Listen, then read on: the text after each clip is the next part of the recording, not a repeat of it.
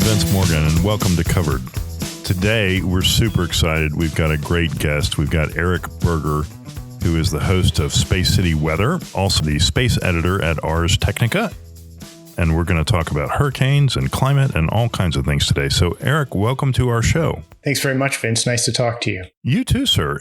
Now, I'll just tell you, as you probably know, our podcast is geared towards folks in the risk management space, and to really think that a good day involves reading multiple insurance policies, it means it takes a special kind of nerd to love this stuff, and that carries over to lots of things, including weather. And we're huge fans of your blog. You've now got an app, which is on my phone, and I got to say, we're excited because A, it's just cool stuff, but B, it's a huge factor for a lot of the work that our clients are involved in and deal with. And so, and we help them with that. So we're excited to have you here. And I think most people today can just pull up a forecast on their phone and figure out what the weather is going to be and that kind of thing. But what I like about your site, and I'm sure you've heard this before, I'm not telling you anything you haven't already heard, but you cover very complicated things and explain them about what's happening and what's ahead in plain English. And that's a huge help, right? I mean, it's not shrouded in mystery. It's at a very readable level. And that's, we love good writing. So thank you for that. And, but I'm kind of curious, one of the things I like is when it's too uncertain to tell, you're like, look, this is coming, it's too far out, or we don't know how this is going to play out. But I guess the question I've got is, has science and technology sort of advanced to the point that all the weatherman jokes we all grew up with, are those kind of a thing of the past now? Where are we in terms of the state of development of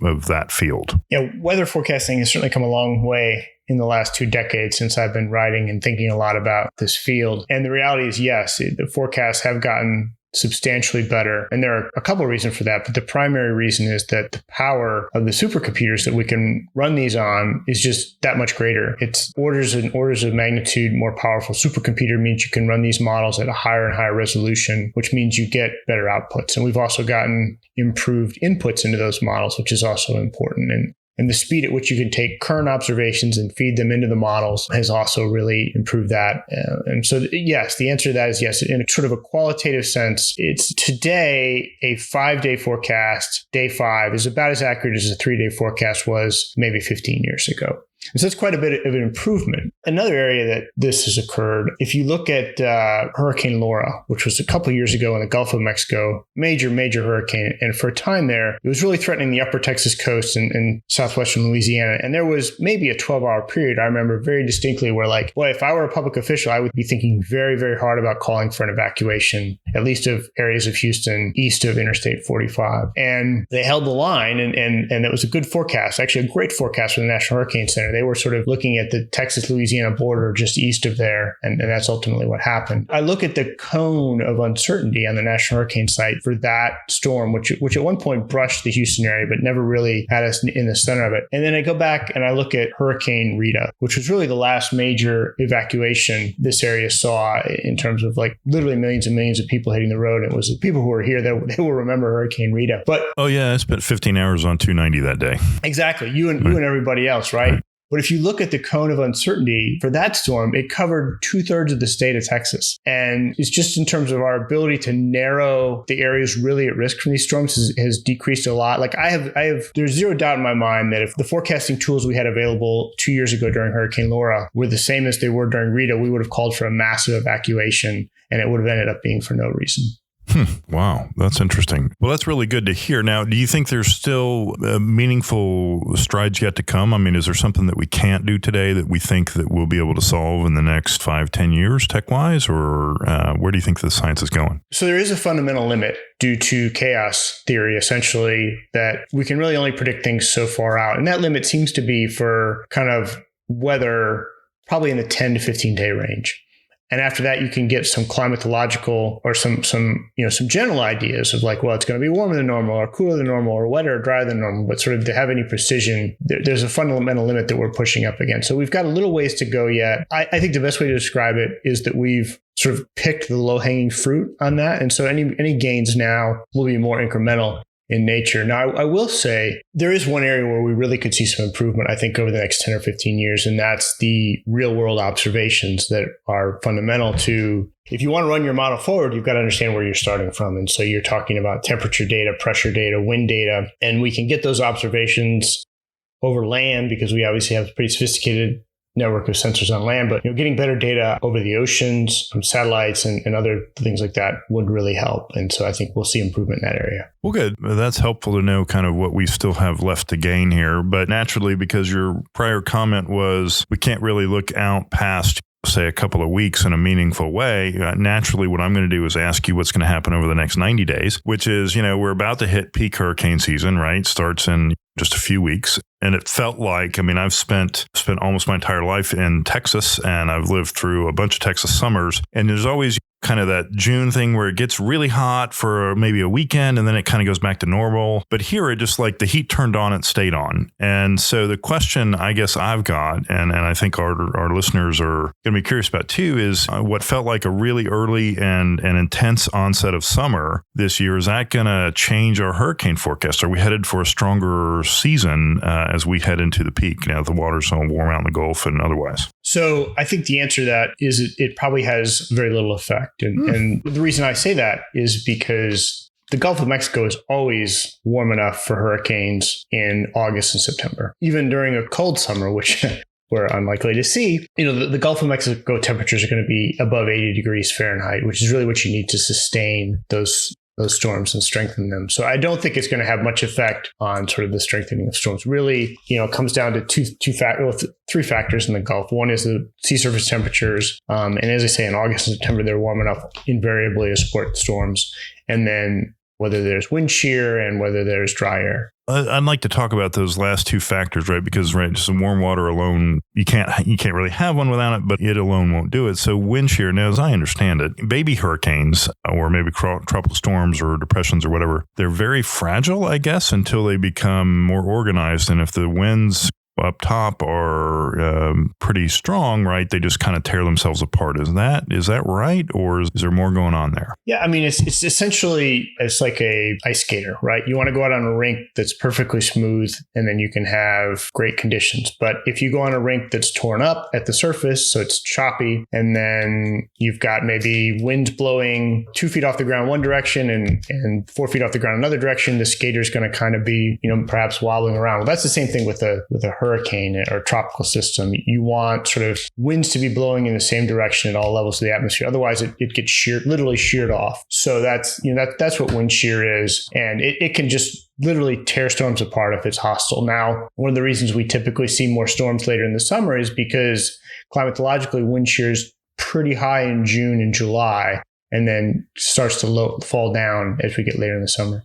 So it sounds like whatever we've got is coming one way or another. And that gets us to, in risk management, you think, okay, well, it'd be nice if I could avoid things altogether. If I can't, then my next move is to focus on mitigation, right? We help commercial policyholders deal with insurance issues and, what coverages they're looking to get, how a court might interpret a particular, piece of policy wording, that kind of thing. And then we help them with claims and disputes with their insurers. But our clients, they spend as much on that as they do on risk mitigation and prevention. And then kind of on a sort of more on a broader basis, it leads us to things like the Ike Dike, right? We hear a lot about that. Every time there's a storm, that comes up back in the news too, right? Of, should we build it? Are we going to build it? Will it have the desired effect? What is your sense of either that project or things like it? So I actually wrote the first ever story about the Ike Dike back in 2008 and talked to Bill Merrill about that. And, he had coined the phrase, and this was right after Ike. And so we were thinking this was, storm surge is pretty bad. Right. So we got to do something to protect it, especially with all the assets along the ship channel and the potential for economic damage and also chemical harm from all those facilities. It's now been 14 years. Right. And the Ike Dike at the time, it was really hard to build a case for funding it just because we were coming into a serious recession and, the federal government was under stress and so forth. But now, 14 years later, it looks like there is some pretty good momentum on that. There was a time when there was literally no state or local officials who supported that project, which was mind-blowing to me, like why the county judge and mayor of Houston were not screaming for this and the state representatives. But as I say, that seems to have come full circle. And so there's momentum in Congress to build it. There's some studies at the Army Corps of Engineers, and there's potentially money. So it probably will happen, which is great because I think we really need that kind of protection for the petrochemical industries, for homeowners. And I mean, this is the fourth largest metro area in the country.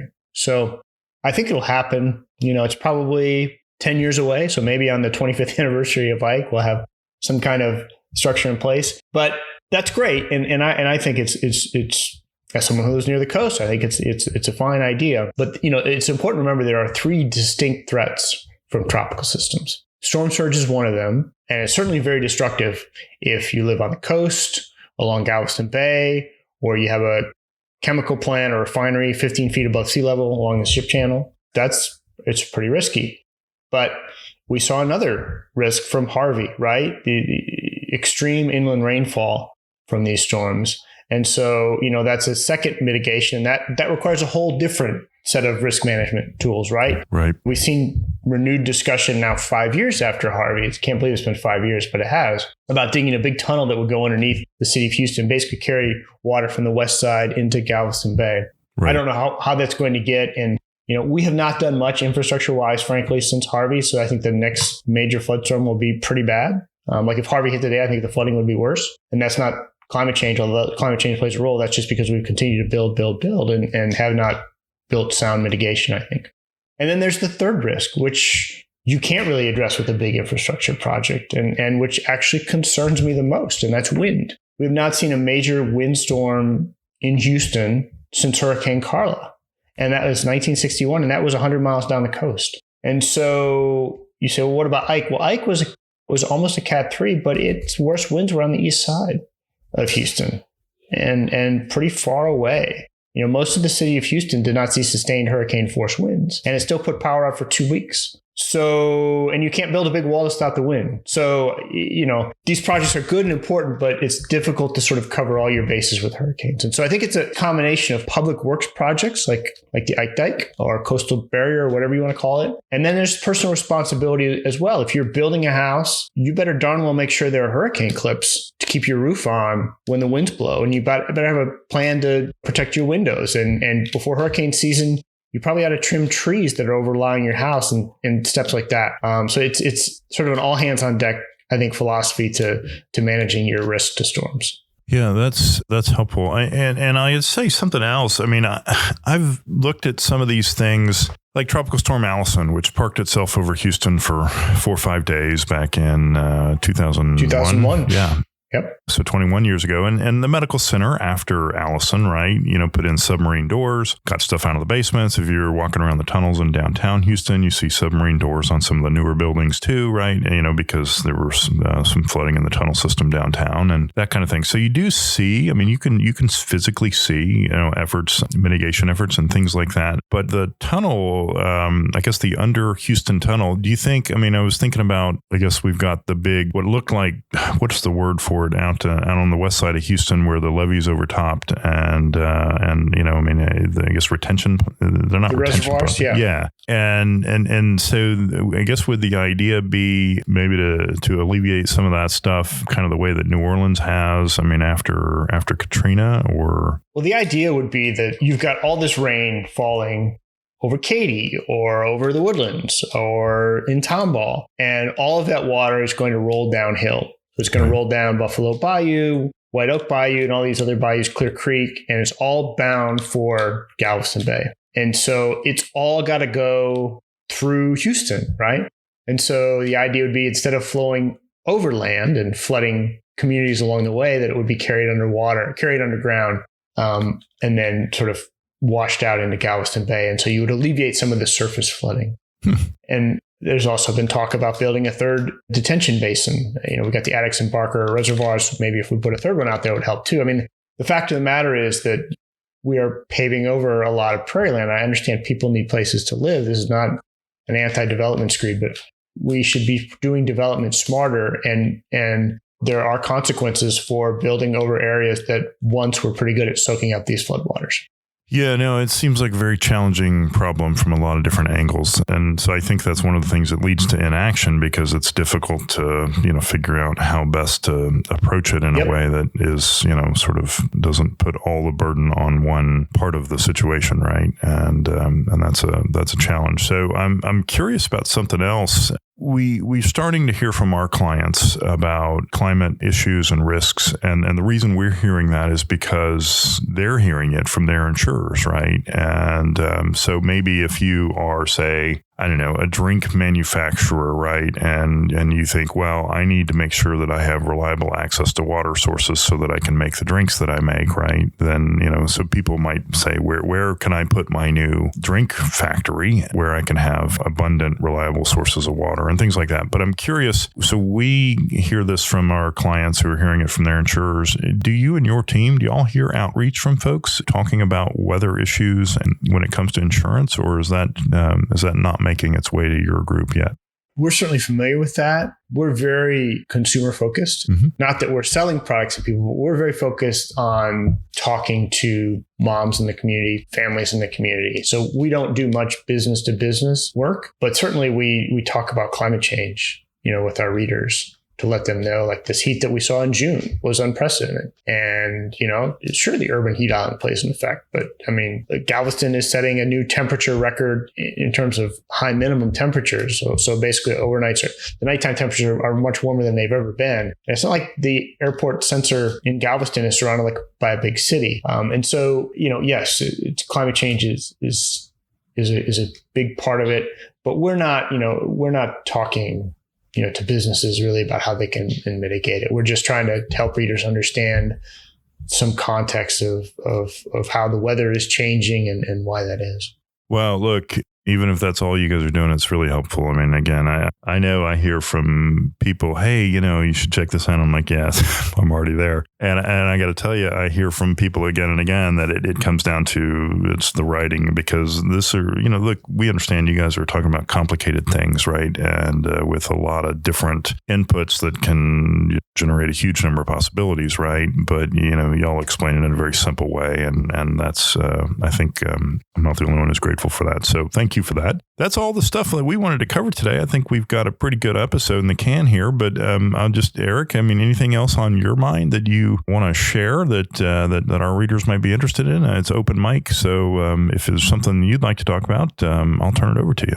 I would just say, we've talked a lot about hurricanes, and that is the biggest risk that people in the Houston community face in terms of weather. It's just, the message I often share is don't be obsessed by it. Right. There's so much hype out there, and you could follow potential threats to Texas and Houston almost every day from June, through October, if you so wanted to worry about that kind of thing. But the fact of the matter is that a major hurricane or a significant threat to Houston from tropical weather only occurs about every 10 years. In Houston, we only see major effects from a storm about every 10 years. So I wouldn't be overly concerned about it or focused on it. I'd be prepared, but I wouldn't be it wouldn't be front of mind. And I just, I don't want people to have sort of this psychology where they're freaked out by this stuff, because most of the time it's pretty manageable. And, one of our important jobs, Matt Lanz and I really see, is we'll try to help people understand when they really need to be concerned about things. And then when they're not, when it's okay, we'll tell them that too. Like it's okay to let your guard down, that kind of thing. Yeah, no, that's cool. And I do see that in your report. So thank you. And that also, now I said I was done, but that triggered a last question. My memory is that I read somewhere that we're getting very good at forecasting direction when it comes to big storms and things like that, but we're not so good at forecasting intensity. Is that still true, or has that been fixed along the way with some technological developments? No, generally that's still true. And the main reason for that is that when you're trying to forecast tracks for a hurricane, the processes are much bigger in terms of the atmosphere. It's mesoscale and larger processes that are unfolding over hundreds or thousands of miles. And so the models do a much better job of depicting these steering currents, whereas the physics inside a core of a storm, which help determine its weakening and strengthening, are often across several miles. And forecast models just don't quite have the resolution to really tease out those details yet, and accurately forecast them. So we have a general idea, and forecasters are getting better at intensity forecasts, but there's still a lot of work to be done there. Well, that's awesome. Well, thank you for giving us the update on that. Again, Eric, this has been super helpful to our listeners. I've been a fan for a long time, so it's nice to meet you and visit with you a little bit. And I hope someday you'll consider being a guest on our podcast again. Sure. You bet, Vince. Nice talking to you. You too, man. Hey, Eric, thanks for joining this episode of Covered, and we'll be back again soon with a new one. Thanks.